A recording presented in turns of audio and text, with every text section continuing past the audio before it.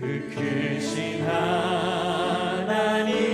사랑 말로 다 영영 못하네. 저 높고 높은 별을 넘어 이 낮고 낮은 땅 위에 죄로만 영혼 구하려 그 아들 보내사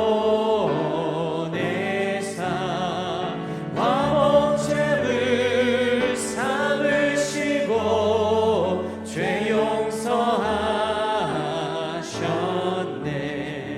하나님 크신 사랑을 측량 다 못하네. 영원히 변치 않는 사랑 성도여 찬양하세.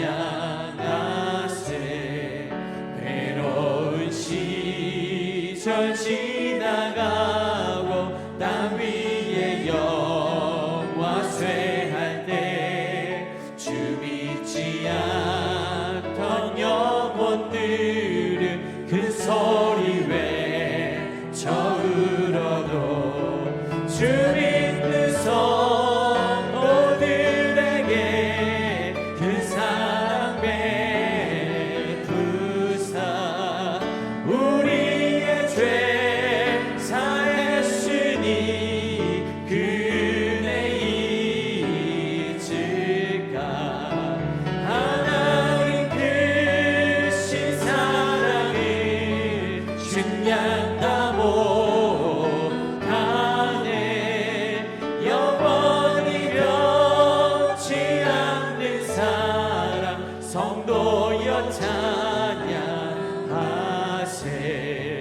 하늘을 두루마리 삼고 바다를 먹물 삼아도 한없는 하나님의 사랑 다 기록할 수 없겠네. 하나님의 크신 사랑 그 어찌 닿았을까. 저 하늘로 비싸도 채우지 못하리. 하나님 크신 사랑을 측량 다 못하네. 영원히 변치 않는 사랑 성도여 찬양하세. 할렐루야. 오늘 아침 함께 나눌 하나님의 말씀은 시편 1편입니다. 함께 읽겠습니다.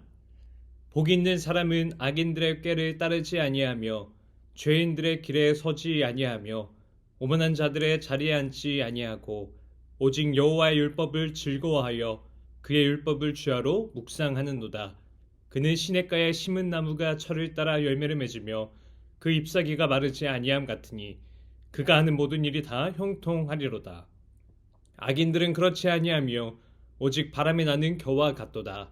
그러므로 악인들은 심판을 견디지 못하며 죄인들이 의인들의 모임에 들지 못하리로다. 무릇 의인들의 길은 여호와께서 인정하시나 악인들의 길은 망하리로다. 아멘. 시편의 말씀은 성도님들이 자주 읽으시는 말씀입니다. 기쁠 때도 슬플 때에도 말이 나오지 않을 때에도 시편의 말씀은 우리의 마음을 대신 말해줍니다. 그런데 시편을 여는 첫 말씀은 우리가 흔히 기대하는 기도나 찬양이 아닙니다. 하나님께 도움을 구하는 말도 없고 감정을 토로하는 표현도 거의 없습니다. 시편 1편은 시편 전체를 여는 문과 같습니다. 앞으로 이어질 수많은 기도와 탄식, 찬양은 모두 이 시편 1편이 보여주는 삶의 자리 위에서 읽혀야 합니다. 그래서 시편은 어떻게 기도할 것인가 라고 하는 것보다 먼저는 어떤 삶을 살고 있는가 라고 하는 것을 우리에게 묻습니다. 시편 1편은 복 있는 사람을 설명할 때에 그 사람이 무엇을 했는지부터 말하지 않습니다. 얼마나 열심히 살았는지도 말하지 않습니다.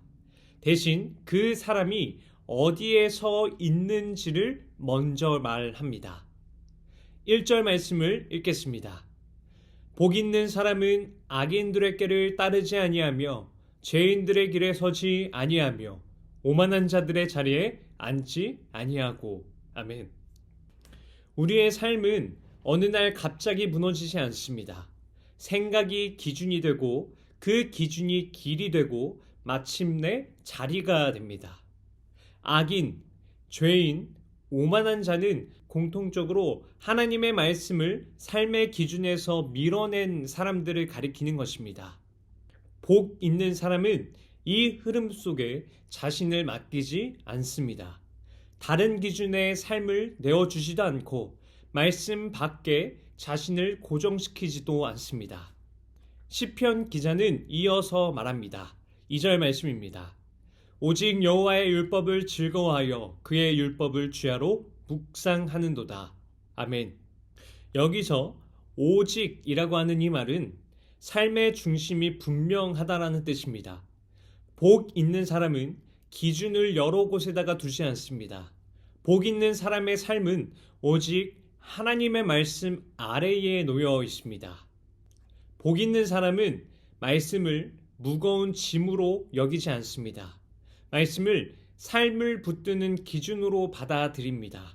그래서 즐거워한다라고 고백합니다. 말씀을 주야로 묵상한다라고 하는 이 말은 하루 종일 성경을 들고 있다라는 뜻이 아닙니다. 삶 전체가 말씀의 영향 아래에 있다라는 뜻입니다. 복 있는 사람의 삶은 눈에 띄지 않을 수 있습니다. 그러나 그 중심은 분명합니다. 그 중심이 바로 하나님의 말씀이죠. 시편의 기자는 복 있는 사람의 삶을 한 장면으로 보여줍니다. 3절 말씀입니다. 그는 시냇가에 심은 나무가 철을 따라 열매를 맺으며 그 잎사귀가 마르지 아니함 같으니 그가 하는 모든 일이 다 형통하리로다. 아멘.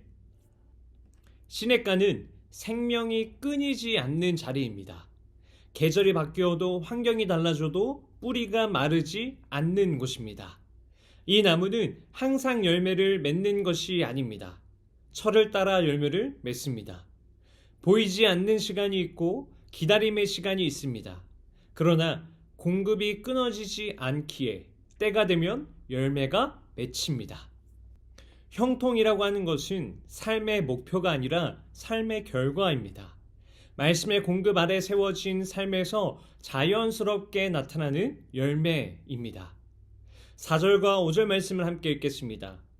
악인들은 그렇지 아니하며 오직 바람에 나는 겨와 같도다. 그러므로 악인들은 심판을 견디지 못하며 죄인들이 의인들의 모임에 들지 못하리로다. 아멘. 악인의 삶은 나무가 아니라 겨로 비유됩니다. 겨는 가볍습니다. 바람이 불면 쉽게 날아갑니다. 뿌리가 없습니다. 잠시 떠오를 수는 있어도 머물 자리는 없습니다. 이처럼 기준이 분산된 삶은 끝까지 자신을 붙들지 못하게 됩니다. 사랑하는 성도 여러분, 시편 1편이 요구하는 것은 먼 미래의 계획이 아니라 오늘 하루 어디에 서 있을 것인가에 대한 분별입니다. 오늘 하루 무엇을 기준 삼아서 판단하며 살아갈 것인지를 말씀 앞에서 분명히 하라는 권면의 말씀입니다. 악인의 꾀가 아니라 여호와의 말씀을 기준으로 생각하고 죄인의 길이 아니라 말씀이 비추는 방향 위에 발을 더디며 오만한 자의 자리가 아니라 말씀 앞에 서 있는 자리에 머무는 것입니다. 시냇가에 심겨진 나무는 하루아침에 자라지 않습니다. 그러나 오늘도 그 자리를 떠나지 않습니다. 공급이 있는 곳에 뿌리를 두고 말씀이 흐르는 자리에 머뭅니다. 시편의 말씀은 오늘 하루를 그렇게 살아가라는 것입니다. 말씀 아래에 우리 자신을 두며 말씀이 삶을 붙들도록 맡기는 하루, 그것을 말하는 것입니다. 그러한 하루하루 속에서 삶의 방향이 드러나고 그 길을 여호와께서 아시는 인생으로 보존되어 갑니다. 오늘도 우리는 두 길 사이에 서 있습니다. 시편 1편이 보여주는 이 분별 위에서 말씀의 공급 아래에 서 있는 하루를 살아가시는 복된 성도님들의 삶이 되시기를 간절히 축원드립니다. 기도하시겠습니다. 하나님 아버지, 오늘 시편 1편의 말씀 앞에서 우리의 삶을 다시 바라보게 하시니 감사합니다. 주님, 악인의 꾀가 아니라 주의 말씀을 기준으로 생각하게 하시고 죄인의 길이 아니라 말씀이 비추는 방향 위에 서게 하시며 오만한 자의 자리가 아니라 항상 말씀 앞에 서 있는 자리로 우리의 삶을 이끌어 주옵소서. 시냇가에 심긴 나무처럼 우리의 삶이 스스로 버티는 인생이 아니라 주의 말씀의 공급 아래 보존되는 삶이 되게 하여 주시고 당장 눈에 보이는 열매가 없을지라도 말씀의 자리에서 떠나지 않게 하시며 주의 은혜가 우리의 뿌리를 붙들고 있음을 오늘 하루도 신뢰하게 하여 주옵소서. 주님, 오늘 하루 말씀을 판단하지 않게 하시고 말씀 앞에 제 삶을 두는 겸손을 주시고 우리의 생각과 선택과 걸음을 주의 말씀으로 다스려 주시기를 간절히 소망합니다. 그 은혜를 의지하며 오늘도 주님의 말씀 아래 살아가게 하여 주시옵소서. 이 모든 것 살아계신 예수님의 이름으로 기도드립니다. 아멘. 오늘 함께 기도할 도구기도 제목은 주일 학교와 교회음악 아카데미를 위하여입니다. 주일 학교가 말씀을 체계적으로 가르치고 사역하는 데 필요한 교육 과정을 계속해서 개발하며 제자 삼는 사역을 잘 감당해 나가도록 각 과목을 지도하는 강사들과 수강하는 학생들에게 지혜와 힘을 주셔서 배움의 기쁨을 통해 하나님께 영광 돌리는 아카데미가 되도록 기도하시기 바랍니다. 이어서 육신의 질병으로 고통받고 있는 교회 식구들, 경제적 어려움을 겪는 식구들, 타지와 타국에 있는 식구들, 우리 교회 다음 세대를 위해 기도하시기 바랍니다. 또한 나라와 민족을 위해서 한국교회와 세계 선교를 위해서 기도하시기 바랍니다. 끝으로 오늘도 주님과 깊이 교제하시는 하루가 되길 소망하며 각자의 기도 제목을 놓고 기도하시겠습니다.